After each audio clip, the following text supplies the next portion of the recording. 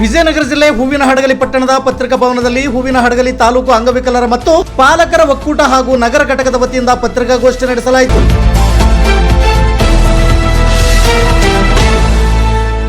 ಇತ್ತೀಚೆಗೆ ಸರ್ಕಾರದ ಆದೇಶದ ಅನ್ವಯ ಹಲವು ಕಾರಣಗಳಿಂದಾಗಿ ವಿಕಲಚೇತನರು, ಹಿರಿಯ ನಾಗರಿಕರು ಸೇರಿ ಸಾಮಾಜಿಕ ಭದ್ರತಾ ಪಿಂಚಣಿ ಯೋಜನೆಯಡಿ ಹಡಗಲಿ ತಾಲೂಕಿನ 5490 ಫಲಾನುಭವಿಗಳ ಪಿಂಚಣಿಯನ್ನು ರದ್ದುಪಡಿಸಿ ಆದೇಶಿಸಲಾಗಿದ್ದು, ಇದನ್ನು ವಿರೋಧಿಸಿ ಹಾಗೂ ಇನ್ನೂ ಹಲವಾರು ಬೇಡಿಕೆಗಳ ಈಡೇರಿಕೆಗೆ ಒತ್ತಾಯಿಸಿ ವಿಕಲಚೇತನರ ಸೇವೆಗಾಗಿ ಶ್ರಮಿಸುತ್ತಿರುವ ಎಲ್ಲ ವಿಕಲಚೇತನ ಸಂಘಟನೆಗಳ ಸಂಯುಕ್ತಾಶ್ರಯದಲ್ಲಿ ದಿನಾಂಕ 24/7/2026 ಬೆಳಿಗ್ಗೆ 10 ಗಂಟೆಯಿಂದ ಹಡಗಲಿಯ ಶ್ರೀ ಮಲ್ಲನಕೇರಿ ಮಠದಿಂದ ಲಾಲ್ ಬಹದ್ದೂರ್ ಶಾಸ್ತ್ರಿ ವೃತ್ತದವರೆಗೆ ಪ್ರತಿಭಟನೆ ಜಾಥಾದ ಮೂಲಕ ಹೊರಟು ಲಾಲ್ ಬಹದ್ದೂರ್ ಶಾಸ್ತ್ರಿ ವೃತ್ತದಲ್ಲಿ ಮಾನವ ಸರಪಳಿ ನಿರ್ಮಾಣ ಮಾಡುವುದರ ಮೂಲಕ ತಾಲೂಕು ದಂಡಾಧಿಕಾರಿಗಳಿಗೆ ಮನವಿ ಪತ್ರ ಸಲ್ಲಿಸಲಾಗುವುದು ಎಂದು ಒಕ್ಕೂಟದ ಅಧ್ಯಕ್ಷರಾದ ಎಸ್ ಚಂದ್ರಪ್ಪರವರು ವಿವರಿಸಿದರು.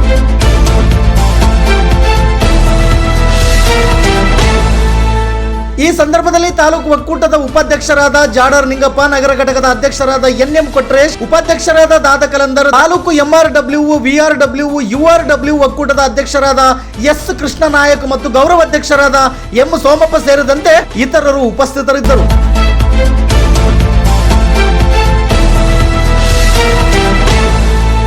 ನಿತ್ಯ ನಿರಂತರ ಸುದ್ದಿಗಾಗಿ ಗರುಡ ನ್ಯೂಸ್ ವೀಕ್ಷಿಸಿ.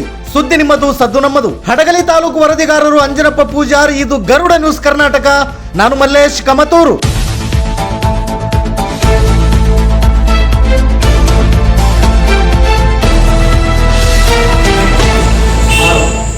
ನಮ್ಮ ಹಡಗಲಿ ತಾಲೂಕಿನಲ್ಲಿ ನಿರಂತರವಾಗಿ 4 ತಿಂಗಳಿಂದ ವಿಕಲಚೇತನರಿಗೆ ಮಾಸ್ಯಾಸನ ಬರತಕ್ಕಂಥದ್ದನ್ನು ಈಗಾಗಲೇ ತಡೆ ಹಿಡಿದಿದ್ದಾರೆ.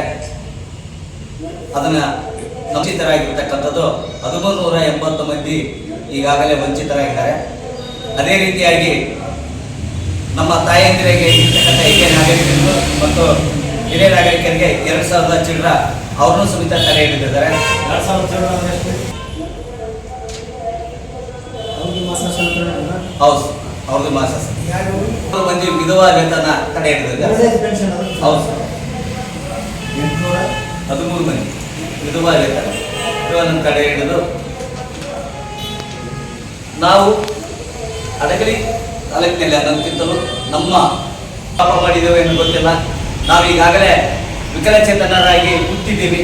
ಆ ಹುಟ್ಟಿರ್ತಕ್ಕಂಥ ಒಂದು ತಪ್ಪಿಗೆ ಸರ್ಕಾರ ನಮ್ಮನ್ನ ಎಲ್ಲ ರೀತಿಯಲ್ಲಿ ಗೌರವಾನ್ವಿತವಾಗಿ ಕಾಣಬೇಕಾಗಿತ್ತು.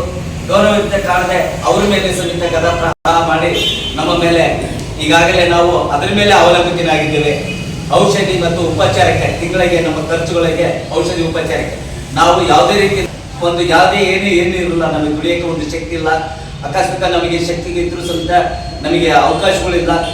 ಆದ್ದರಿಂದ ನಮಗೆ ನಮ್ಮ ಆರೋಗ್ಯದ ಮೇಲೆ ದುಷ್ಪರಿಣಾಮ ಬೀರಿರ್ತಕ್ಕಂಥದ್ದು ಈಗಾಗಲೇ ಬಹಳ ಇದಾಗಿದೆ.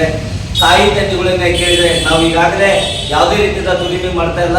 ಮತ್ತೆ ಅವರಿಗೆ ಆರ್ಥಿಕದಲ್ಲಿ ಅವ್ರಿಗೆ ತೊಂದರೆ ಕೊಟ್ಟು ಅವ್ರನ್ನೂ ಸಮೇತ ನಾವು ಕಷ್ಟದಲ್ಲಿ ಸಿಲುಕಿರ್ತಕ್ಕಂಥದ್ದು ಈಗಾಗಲೇ 4 ತಿಂಗಳಿಂದ ನಡೆದು ಬಂದಿರತಕ್ಕಂಥ ದಯಮಾಡಿ ಹೇಳ್ತಿದ್ದೇನೆ. ಸರ್ಕಾರ ನಮ್ಮ ಅಂಗವಿಕಲರ ಮೇಲೆ ಯಾಕೆ ಇಷ್ಟೊಂದು ಕೀಳು ಮಟ್ಟದಲ್ಲಿ ಕಾಡ್ತದೆ ಗೊತ್ತಾಗ್ತಾ ಇಲ್ಲ. ಯಾವುದೇ ಎಂತೆಂಥವೇ ದಿನಾಂಕ 24/7/2026 ಶುಕ್ರವಾರ ದಿನ ಬೆಳಗ್ಗೆ 10:30ರಿಂದ ಮಲ್ಲಿಕೇರಿ ಮಠದಿಂದ ಶಾಸ್ತ್ರಿ ಸರ್ಕಲ್ವರೆಗೆ ಬೃಹತ್ ಪ್ರತಿಭಟನೆ ಮೆರವಣಿಗೆಯ ಮೂಲಕ ಬಂದು ಅಲ್ಲಿ ಶಾಸ್ತ್ರಿ ಸರ್ಕಲ್ನಲ್ಲಿ ಮುಖ್ಯಮಂತ್ರಿಯವರಿಗೆ ತಹಸೀಲ್ದಾರ್ ಇವರ ಮೂಲಕ ನಾವು ಮನವಿ ಕೊಡಬೇಕು ಅಂತಂದೇಳಿ ವಿವಿಧ ಅಂಗವಿಕಲರಿಗೆ ಸೇವೆ ಸಲ್ಲಿಸತಕ್ಕಂಥ ತಾಲೂಕಿನ ವಿವಿಧ ಸಂಘಟನೆಯ ಮೂಲಕ ಬೃಹತ್ ಪ್ರತಿಭಟನೆಯನ್ನು ಹಮ್ಮಿಕೊಂಡಿದ್ದೀವಿ. ಆದ್ದರಿಂದ ತಮ್ಮೆಲ್ಲರ ಸಹಕಾರ ನಮಗೆ ಅತ್ಯವಶ್ಯ. ಇರ್ತಕ್ಕಂಥ 32,000 ಆದಾಯ ಮಿತಿಯನ್ನು ತೆಗೆದುಹಾಕಿ ವಿಕಲಚೇತನರಿಗೆ ಯಾವುದೇ ರೀತಿಯ ಆದಾಯ ಮಿತಿಯನ್ನು ಇರಬಾರದು. ಈಗಿರುವ ಪಿಂಚಣಿ ವೇತನವನ್ನು ಈಗಿನ ದುಬಾರಿ ಜೀವನದಲ್ಲಿ ಜೀವನ ಸಾಗಿಸುವುದು ತುಂಬಾ ಕಷ್ಟಕರವಾಗಿದೆ.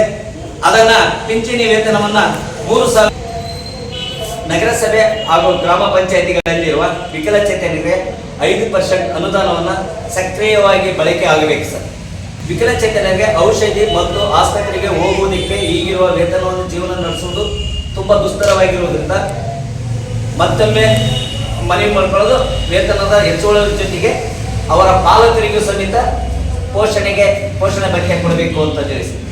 ಗ್ರಾಮೀಣ ಪ್ರದೇಶದಲ್ಲಿ ವಿಕಲಚೇತನರಿಗೆ ಇರುವ 5% ಅನುದಾನದಲ್ಲಿ ವಸತಿ ಯೋಜನೆಯನ್ನ ಕಲ್ಪಿಸಿಕೊಡುವುದು ಮತ್ತು ವಿಕಲಚೇತನರನ್ನ ಮುಖ್ಯವಾಹಿನಿಗೆ ತಂದಿರುವ ಸರ್ಕಾರದ ಯೋಜನೆಗಳನ್ನ ಮನೆ ಮನೆಗೆ ಮುಟ್ಟಿಸುವಂತ ಕಾರ್ಯಕರ್ತರಾದ BRW, URW ಮತ್ತು MRWಗೆ ಕನಿಷ್ಠ ವೇತನವನ್ನು ಜಾರಿಗೊಳಿಸುವುದು.